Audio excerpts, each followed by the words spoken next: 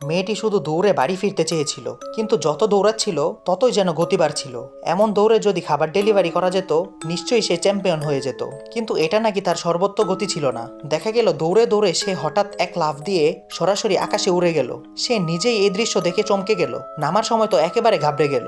ভাগ্যে শেষ পর্যন্ত এক অদ্ভুত ভঙ্গিতে ঠিকঠাকভাবে মাটিতে নেমে পড়ল, কিন্তু মাটিতে নামতে তার সামনে ছিল বড় ঢাল বেয়ে নিচে নামার রাস্তাটা। তার পা যেন নিয়ন্ত্রণ হারিয়ে পাগলের মতো সামনে ছুটে চলে। অবাক করার বিষয়, মেয়েটি নাকি এই অনুভূতিটা উপভোগ করতে লাগলো। পরের সেকেন্ডেই তার মুখের ওপর জামা পড়ে গেল। এই দৃশ্য দেখে রাস্তার মানুষজন চমকে উঠল। সৌভাগ্যবশত সে তাড়াতাড়ি জামাটা টেনে সরিয়ে ফেলে। তারপরেই হঠাৎ সামনে দেখা গেল বিশাল এক ট্রাক। এটা দেখে সে ভয়ে পা দিয়ে ব্রেক করলো।